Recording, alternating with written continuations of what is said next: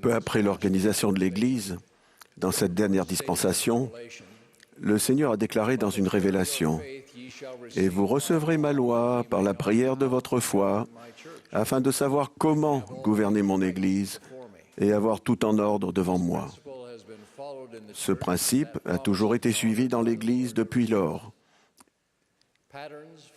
Et le Seigneur a toujours honoré cette promesse. Les modèles d'organisation et de service de la prêtrise ont été révélés de temps en commençant par Joseph Smith, le prophète, quand les offices et les collèges de la prêtrise ont été établis pour la première fois. Des ajustements importants ont été révélés et mis en œuvre sous les présidences de Brigham Young, John Taylor, Spencer W. Kimball et Ezra Benson, entre autres. En ce qui concerne le collège des 12, les 70, les grands prêtres et d'autres offices et collèges de la prêtrise de Melchisédek et de la prêtrise d'Aaron. Maintenant, dans une déclaration historique faite il y a quelques instants, Russell M. Nelson, président de l'Église, a annoncé un autre ajustement essentiel. Je vais répéter une partie de sa déclaration. Ce soir, nous annonçons une restructuration importante de nos collèges de la prêtrise de Melchisédek pour accomplir l'œuvre du Seigneur plus efficacement. Au niveau de la paroisse, les grands prêtres et les anciens seront regroupés en un collège des anciens et la composition du collège des grands prêtres de Pieux sera basée sur les appels de la prêtrise en cours. Le président Nelson a ajouté « Ces changements ont été étudiés pendant de nombreux mois. Nous avons ressenti un besoin urgent d'améliorer la façon dont nous prenons soin de nos membres. Pour ce faire, nous devons renforcer nos collèges de la prêtrise afin de mieux diriger le service d'amour et de soutien que le Seigneur veut assurer à ses saints. Ces ajustements sont inspirés par le Seigneur. En les mettant en œuvre, nous serons encore plus efficaces que nous ne l'avons été précédemment. À la demande de la première présidence, Ronald A. Rasband et moi-même ajouterons quelques détails qui, nous en sommes certains, répondront aux questions que vous pouvez vous poser. Premièrement, pour rappel, quels sont les ajustements pour les groupes de grands prêtres et les collèges d'anciens de paroisse? Dans les paroisses, les membres des collèges d'anciens et des groupes de grands prêtres seront à présent regroupés en un seul collège de la prêtrise de Melchisédek avec une seule présidence. Ce collège, qui va accroître le nombre et l'unité de ses membres, sera appelé le collège des anciens. Les groupes de grands prêtres n'existent plus. Le collège des anciens comprend tous les anciens et les anciens potentiels de la paroisse, ainsi que les grands prêtres qui ne servent pas actuellement dans un épiscopat, une présidence de Pieux, comme membre du Grand Conseil ou comme patriarche en service. Le collège des grands prêtres du Pieux sera composé des grands prêtres qui servent dans la présidence de Pieux, les épiscopats, comme membres du Grand Conseil ou comme patriarche en service. Comment la présidence du Collège des Anciens doit-elle être organisée? La présidence de Pieux relèvera les dirigeants de groupes de grands prêtres et les présidences de collège des anciens actuels et appellera un nouveau président de collège et des conseillers dans chaque paroisse ou branche. La nouvelle présidence du Collège des Anciens peut comporter des anciens et des grands prêtres d'âge et d'expérience divers, servant ensemble dans une même présidence de collège. Un ancien ou un grand prêtre peut servir en tant que président du collège ou comme conseiller dans la présidence. Ce n'est pas une prise de contrôle des collèges des anciens par les grands prêtres. Nous attendons des anciens et des grands prêtres qu'ils travaillent ensemble, quelle que soit leur combinaison, dans la présence du collège et dans le service du collège. Ces ajustements relatifs au collège doivent être mis en place dès que possible. Cet ajustement de la structure du collège change-t-il l'office de la prêtrise que détiennent les membres du collège? Non. Cette mesure ne révoque aucun des offices de la prêtrise, auxquels n'importe quel membre du collège peut avoir été ordonné par le passé. Comme vous le savez, un homme peut être ordonné à différents offices de la prêtrise au cours de sa vie. Et il ne perd aucune de ses ordinations précédentes quand il en reçoit une nouvelle. Dans certains cas, Un détenteur de la prêtrise peut servir dans plus d'un office à la fois. Par exemple, quand un grand prêtre est aussi patriarche ou évêque.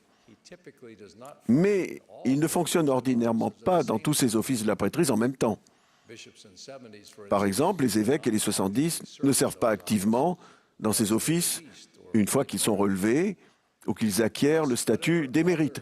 Ainsi, quel que soit l'autre ou les autres offices qu'un homme détient, quand il est membre du Collège des Anciens, il sert en tant qu'ancien.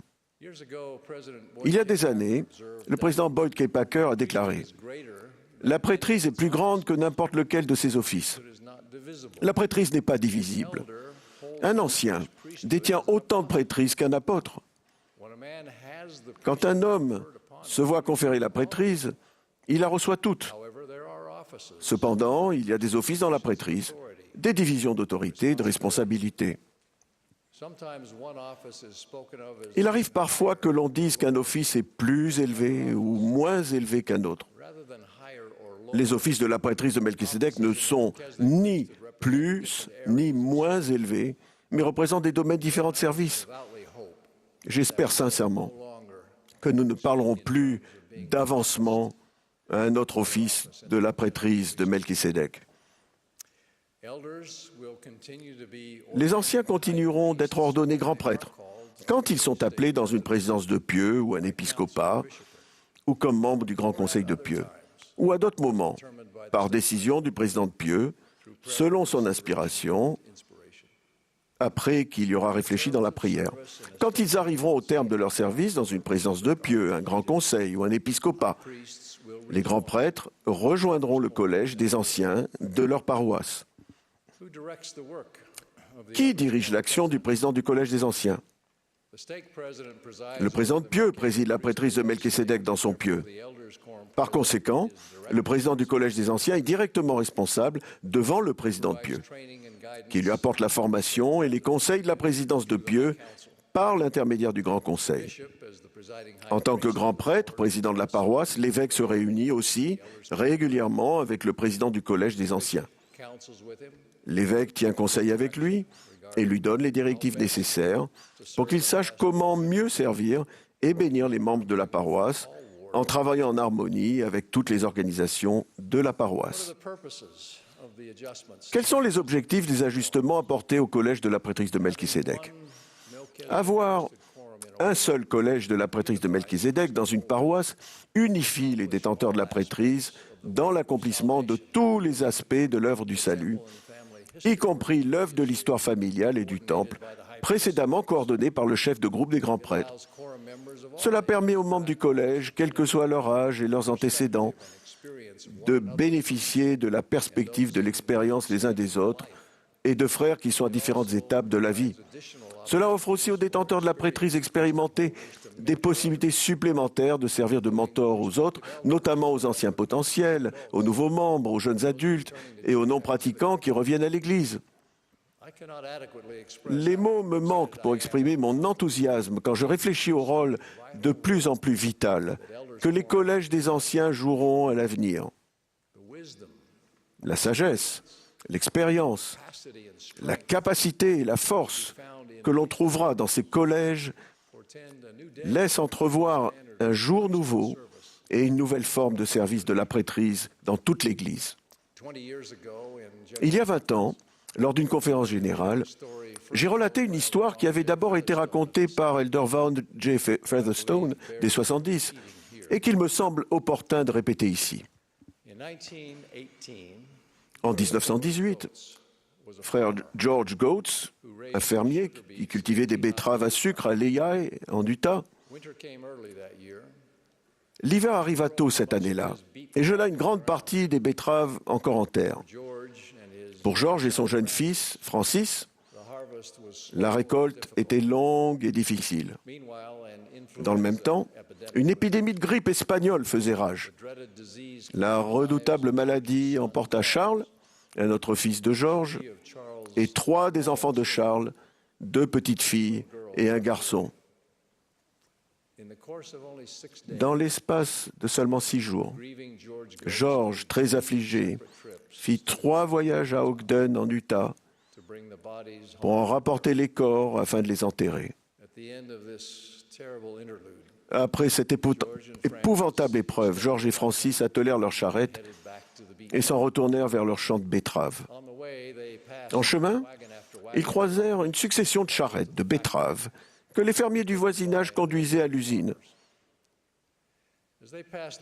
Au passage, chaque conducteur les saluait en disant « Salut, oncle George !»« Désolé pour toi, George. »« Un sale coup, George. »« Tu as plein d'amis, George. »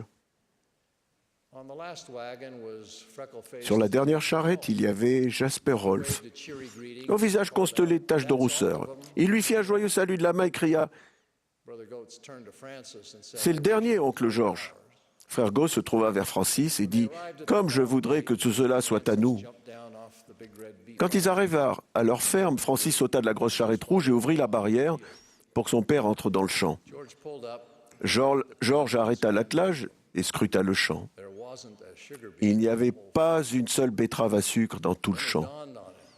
Alors il comprit ce que Jasper Rolfe avait voulu dire quand il avait crié « C'est le dernier, oncle George. » George descendit du chariot, ramassa une poignée de la terre grasse et brune qu'il aimait tant, puis une fanne de betterave, et il regarda longuement ces symboles de son travail, comme s'il ne pouvait en croire ses yeux. Ensuite, il s'assit sur une pile de fannes de betterave. Cet homme, qui en 6 jours seulement avait ramené 4 de ses êtres chers chez lui pour les enterrer, avait fait des cercueils, creusé des tombes et même aidé à revêtir les défunts. Cet homme stupéfiant qui ne faiblit, ne broncha ni ne chancela jamais pendant cette épreuve atroce, s'assit sur une pile de fannes de betterave et sanglota comme un petit enfant. Puis il se leva, s'essuya les yeux, les leva au ciel et dit « Merci, Père, pour les anciens de notre paroisse. » Oui, grâce soit rendue à Dieu pour les hommes de la prêtrise et pour les services qu'ils rendront encore à l'avenir aux personnes et aux familles et dans l'édification de Sion. La première présidence, le collège des 12 apôtres et la présidence des 70 ont longuement réfléchi à ces ajustements. Après avoir beaucoup prié, ayant soigneusement étudié les fondements doctrinaux des collèges de la prêtrise, et avec la confirmation que c'est la volonté du Seigneur, nous avançons unanimement dans ce qui est en réalité une étape de plus dans l'accomplissement du rétablissement. La direction du Seigneur est manifeste et je m'en réjouis. Je témoigne de lui, de sa prêtrise et de vos ordinations dans celle-ci, au nom de Jésus-Christ. Amen.